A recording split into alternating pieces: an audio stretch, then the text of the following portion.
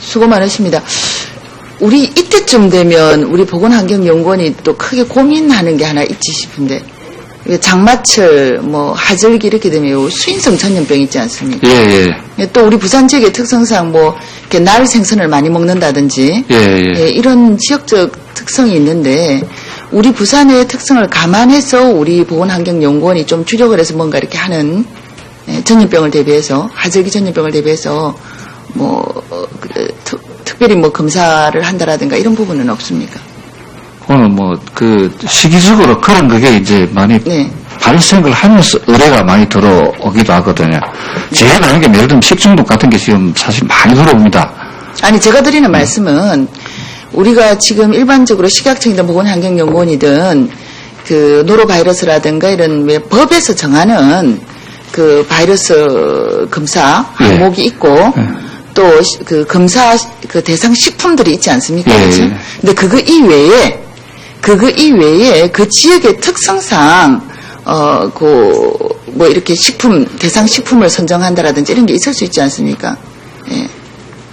예를 들어서 서울 사람들은 그렇게 날 생선을 많이 먹지 않지 않습니까? 예. 부산 같은 경우에는 일반 그 재래시장에서도 회를 구입을 해서 먹을 수 있거든요. 예를 들면 그런 식의, 또는 조개류 같은 것도 우리 지난 6월달까지 사실은 그 홍합 같은 경우에는 그 계절적으로 우리가 독성이 있어서 못 먹게 하지 않았습니까? 그러니까 서울 사람들은 사실 홍합이나 이런 어패류에 크게 이렇게 노출되지 않거든요. 말하자면 그런 식으로 우리 부산 지역의 특성상 우리 보건환경연구원이 생각을 할 때 법에서 정하지는 않았다 하더라도 우리 지역민의 그 계절별 건강을 위해서 특별히 어떤 검사를 하는 대상 식품을 정한다라든지 이런 게 좀 있어야 될 것 같은데요. 그런 부분은 이제 그런 걸 감안해가지고 이제 보건위생과 혹은 구청에서 이제 예를 들면 이제 생선이 갈 것 같으면 되면 이제 거기에 적정한 어떤 그 시료를 저걸 해가지고 우리한테 검사 의뢰를 하기도 그걸 합니다. 예를 들면 조개 같은 걸 이제 검사해가 한다든지. 그러니까 우리는 그러면은 검사 의뢰가 들어오는 부분만 하지. 우리 자체 보건환경연구원에서 이런 부분이 좀 더 집중적으로 해야 되겠다. 이런 식의 안을 낸다거나, 우리가 주도적으로 그런 부분을 좀 더 대상으로 선정을 해서 집중적으로 한다거나 이런 건 없습니까? 이제 이런 게 있습니다. 지금 우리 이제 그런 관련해가지고 이제 조사 사업 같은 걸 지금 하고 있거든요. 그다음에 이제 시장에 이제 사용하고 있는 물, 또 어패류, 이런 쪽에 대한 어떤 조사 사업 같은 걸 지금 하고 있습니다. 거기에 이제 결국 이제 어패류 혹은 어시장에 사용하는 어떤 물 자체가 결국은 피부로를 유발할 수 있는 그런 거기 때문에 그런 데 이제 우리가 원 자체 어떤 계획을 세워 조사 사업을 하고 있습니다. 원 자체에서도 그런 계획을 세우시네요, 그렇죠? 하고 있습니다, 조사 사업. 알겠습니다. 그럼 그 부분에 주로 우리 부산 제가 계속 강조를 하지만 지난번에 굴에 대한 노로바이러스 균에 대한 검사를 제가 제안을 할 때도 제가 말씀을 드렸다시피. 법에서 정한 거 말고요, 원장님. 말고, 우리 지역에, 좀 더 이렇게 주력해야 될, 또 특성상, 좀 특정, 식품이 있는지, 그런 부분들을 한번 리스트를 만드시면, 저한테 한번 보내주시면 좋겠습니다. 그리고 참고로 굴에 대한 노로바이러스 결과는 별도로 한번 설명을 드리도록 하겠습니다. 그거는 또 동절기 아닙니까, 그쵸? 그래서 저는 이 장마철이면 수인성 전염병부터 시작을 해서 또 우리 부산 지역의 하절기는 비브리오 폐혈증, 사실 굉장히 위험한 병이거든요. 그래서 이제 그런 부분에 사실 걱정이 되는데, 그래서 우리 원 자체에서는 우리 지역을 위해서 어떤 고민을 하고 있는지, 어떤 것들도 사실은 지역의 시정이나 시책 같은 경우는 그 지역의 특성을 반영해야 되지 않습니까? 좀 더 또 적극적으로 해야 되고요. 좀 더 고민하고 노력하도록 하겠습니다. 그 부분을, 만약에 리스트가 이때까지 안 돼 있다면은 또, 이번 기회에, 해보겠습니다. 이번 기회에 또 한번, 우리 연구원 자체에서도 그런 부분을 한번 만들어 보는 것도 필요할 것 같습니다. 그래 하겠습니다. 부탁드립니다. 그리고, 저는 이제 계속 우리 원장님께 제가 말씀드린 부분이 있습니다. 실내 공기질 측정에 대해서. 그런데 지금 18페이지에 보면은, 이름이, 제목이 굉장히 멋있습니다. 더 푸른 하늘을 향한 실내 공기질 관리 강화. 대기질 조사 강화. 대기질 조사 강화. 더 푸른 하늘을 향한 아주 굉장히 지금 멋있는 제목이 있는데, 여기에는 보면은 지금 이 추진 계획에 보면, 그 대상에 물론 뭐 지하철역이라든가 이런 것도 있지만 우리 그 사회복지시설, 예, 장애인시설, 또 아동시설, 노인 요양시설, 노인복지시설 뭐 이런 쪽 대상이 있습니다. 그치? 예, 있고. 그 다음에 또 26페이지에 보면은 사회복지시설 뭐 실내공기질 무료, 점검, 실내공기하고 그 다음 먹는 물 무료 점검에 대한 사업이 또 소개가 되어 있거든요. 예. 그 여기에도 보면은 이제 그 사회복지시설이란 말입니다. 그쵸? 아동 양육시설하고 노인 뭐 내지 생활시설 또 초등학교 뭐 이렇게 돼 있는데 요 18페이지의 사업 대상하고 그 26페이지의 그 대상 사회복지시설 관련해서 대상이 다릅니까? 같습니다. 같습니까? 예.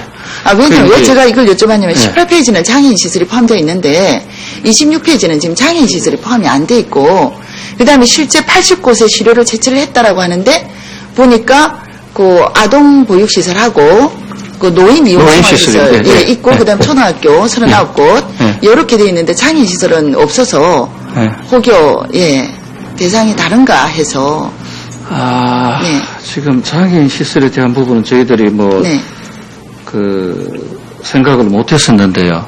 한 번 더. 근데 18페이지는 분명히 대상에 들어 있거든요. 이거 아까 읽었잖아. 18페이지에 똑같이. 아까 또 저기 우리 원장님이 그 저기 뭐야 설명을 하실 때도 장애인 시설 들어 있었거든요. 사회복지 시설 이야기할 때. 그 사회복지 시설에 뭐 장애인 시설을 포함 뭐 될 걸로 저희 보는데 한 번 더 이 부분도 그 적극적으로 검토를 포함시킬 수 있도록 검토를 해보겠습니다. 하셔야 됩니다. 왜냐하면은 우리가 사회복지 시설을 이렇게 주 무료 점검 내지는 이 공기질 관리 강화 대상으로 뽑는 이유가 거기 뭐 아동이든 노인이든 장애인이든 다 면역이 약한 부분들 그렇죠? 예. 그게 건강이든 어떤 환경에 취약한 부분들, 그런 분들에 대한, 그 장소이기 때문에 지금 이렇게 특별히 대상을 선정을 해서 우리가 점검을 하고 관리를 하는 거 아닙니까? 그렇죠? 그래서 반드시 장애인, 특히 중증장애인 시설 같은 경우에 중증장애인들은 굉장히 면역이 떨어졌기 때문에 또 중증장애인들의 어떤 합병증에 의한 여러 가지 질병들이 유발될 수도 있거든요. 그래서 이 부분도 꼭 포함을 시켜주시기를 바라고요. 다시 한번 점검하겠습니다. 알겠습니다. 그리고 제가 한 가지 궁금한 게 우리가 2011년도에 그 아동 양육 시설하고 노인 시설하고 해서 29곳을 우리가 조사를 하지 않았습니까? 조사를 했거든요. 2011년도에. 그랬는데 지금 그 7월 초에 계속 뉴스에 나오는 게 우리 보건환경연구원에서 조사 결과를 그 보도자료로 아마 제공을 한 것으로 그렇게 뉴스에는 나오는데 그 아동양육시설하고 그 노인요양시설 29곳을 조사를 했더니 그 중에 그 거의 30%에 해당되는 그 9곳에서 그 총휘발성 뭐 그 유기화학 물질이라든가 이런 굉장히 그 건강에 좋지 않은 물질들 또 총부유성 세균이라든가 이런 부분들이 그 기준치 이상으로 그 발견이 돼서 굉장히 그 어떤 그 대기질 그 공기질에 있어서 굉장히 심각한 수준이다 라는 뉴스가 계속 지금 나오고 있거든요. 거기서 29곳 중에 9곳이라고 이렇게 보도가 되는 그 부분은 그 보도 내용은 2011년도에 조사한 내용을 보도를 하는 건가요? 아니면은 지금 이거 18페이지나 26페이지에 있는 이 사업 결과 그 내용과 조금 다르고요. 그 지금 저 자료를 제가 보고 있는데 그 2011년도에 그 연구 사업으로 그 진행한 그 결과가 언론에 보도가 된 것입니다. 아, 그렇습니까? 그렇습니다. 그러면 2011년도에 조사한 29곳하고는 또 다르게 우리 연구원에서 연구 사업으로 특별히 한 그 부분에 대한 결과네, 결과 보고서. 지난해 연구 사업, 2011년도. 지난해 연구 사업. 근데 연구 사업인데 대상이 29곳 정도밖에 안 됩니까? 왜냐면은 지금 우리가 여기서 아동 양육 시설이라 그러면 어린이집까지 다 포함한 거죠. 근데 이제 그 우리 그 연구원에서 그 많은 시설을 다 할 수는 없거든요. 그렇죠. 물론 다 결국은 이제 쭉 한 번씩 이제 하면서 이제 네네. 나름대로 이 분야 또 이제 또 다른 분야 그걸 하면서 이제 네네. 거기서 문제점이 드러나면 그 부분을 다시 실시하거나 이제 그런 그걸 해야 되는 거고요. 네. 아직 이제 이런 거이 막 초기 단계로 좀 생각을 알겠습니다. 해야 될 무슨 것 말씀이에요? 같고. 그러면 제가 충분히 이해를 했고요. 예. 이해를 했고 그러면 이 29곳에서 지금 30%에 해당되는 부분이 지금 이런 뭐 그 공기질이 심각하다. 이렇게 나왔다 그러면은 예. 우리 원장님 생각에는 이 부분은 좀 더 확대해서 집중적으로 점검을 해야 된다라고 생각하십니까? 어떻습니까? 연구 결과에 의하면. 이 부분을 좀 더 해보도록 하겠습니다. 지금 이제. 아니, 저는 해보도록 하시라는 말씀이 아니고요. 예. 아니고, 이 결과에 대한 원장님의 견해를 듣고 싶은 겁니다, 그냥. 필요하다고 생각합니다. 필요하다고 생각하십니까? 예. 저도 그렇다고 생각을 하거든요. 왜냐면은, 조금 전에도 제가 말씀드렸지만, 이 아동이든 노인이든 장애인이든, 그야말로 면역이 아주 약한 분들이기 때문에. 그리고 또, 우리가 샘플을 29곳으로 정했는데 30곳이 30% 그렇게 나왔다는 거는 결코 낮은 수치가 아닙니다. 그렇죠? 그렇습니다. 그런 만큼 이 부분은 좀 더 확대해서, 대상을 확대해서 좀 더 집중적으로 해야 될 필요가 있겠다. 생각을 하고, 그리고 이런 시설에서 이렇게 공기질이 좋지 않은 원인이 뭐로 나왔습니까? 지금 그 분석 결과만 지금 이렇게 수치상 나와 있는데 원인도 우리가 고지 조사를 하셨습니까? 지금 이제 그 결과는 휘발성 유기화합물의 권고치를 초과한 걸로 그 결과가 나왔고요. 이런 부분은 대체로 그 시설을 새로 뭘 하다 보면 또 뭐 고치고 뭘 하다 보면 새로운 종류의 어떤 예를 들면 뭐 가구 종류라든지 뭐 또 페인트 종류라든지 그런 데서 이제 발생하는 그런 그거고요. 이제 좀 이제 사용하다 보면 조금 이제 나아지기도 하는데 이제 궁극적으로 이제 환기를 좀 더 잘 시켜가지고 어떤 실내 공기를 조금 더. 그건 어떻습니까? 지금 총휘발성 화물질도 그렇지만은 제가 듣기로는 부유성 세균 있지 않습니까? 그것도 많습니다. 많이 나온 걸로 그렇게 나와 있거든요. 그거는 환기로 되는 건 아니지 않습니까? 그죠?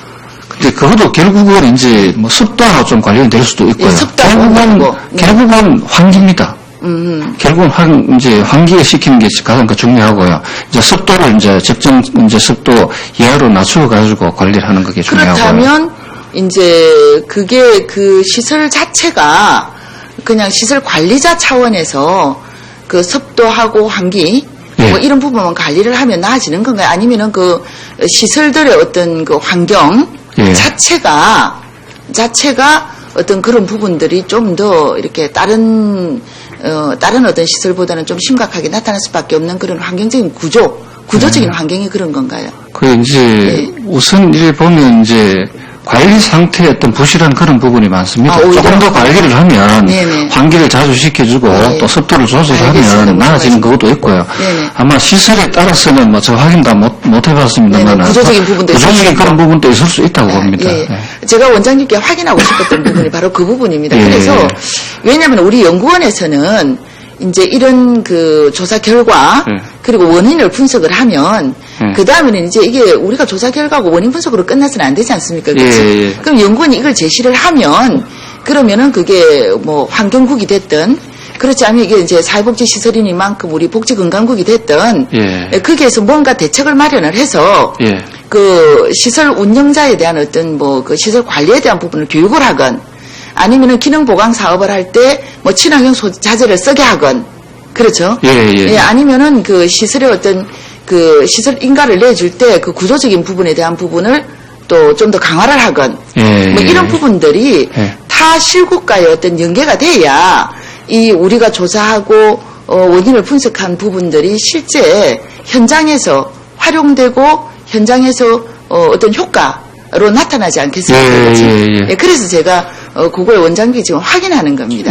지금 저희들 이제 뭐 조사나 뭐 실험 뭐 이래 그걸 하면 그 결과는 유관기관에 거의 다 통보를 다 해줍니다. 그 기관이라면은 시설을 말씀하십니까? 아니면은 그 시설을 담당하는 우리 시의 어떤 행정기관을 이야기하십니까? 그 행정기관에 해당이 뭐 되겠죠. 우리가 시설이 해당되는 게 행정기관으로요. 아, 그렇습니까? 예. 그럼 이제 이런 부분들이 우리 복지건강국이나 이런 데다 통보가 되겠네요. 예, 갑니다. 예. 아, 예, 알겠습니다. 예. 예, 그런 어떤 서로 협치가 돼야, 예, 실제 현장에서 이게 개선이 될 수 있거든요. 예, 우리가 뭐 사실 보건환경연구는 연구하는 기관이지만, 연구가 연구로만 끝나면 안 되지 않습니까? 예, 그런 이만큼. 예, 알겠습니다. 그 부분이 충분히 그러면 협치가 되는 걸로 제가 믿고, 복지건강국에도 이 부분을 제가 강력하게, 그 현장에서 요 연구 결과가 잘 반영될 수 있도록 제가 또 건의를 하도록 하겠습니다. 저희들 좀 더 신경을 쓰도록 그렇게 하겠습니다. 예, 고맙습니다. 그리고 우리 숫자는 반드시 좀 확대를 하시고요. 제가 이 부분에 있어서는 사실 지금 경로당까지 포함하면 엄청난 숫자거든요. 물론 다 할 수는 없겠는데 근데 사실은 전수가 돼야 됩니다, 이건. 예, 그런데 제가 지난해 사실은 그 행정감사 때 제가 건의를 드린 걸로 알고 있습니다. 그 만약에 인력이 필요하다면 뭐 대학생 그 관련 전공학과 그 대학생들을 뭐 인턴이나 이런 부분으로 활용할 수 있는 부분도 있지 않습니까? 저희들 그 기관제 2명 뽑아가지고 확대를 해가지고 그 하고 있습니다. 그 해도 사실은 좀 뭐 부족한 면도 있습니다. 예, 맞습니다. 그렇지만 반드시 이 부분은 좀 확대하는 노력을 우리가 더 해야 될 것 같습니다. 그래 알겠습니다. 수고 많이 하셨습니다. 잘 부탁드립니다. 맞습니다.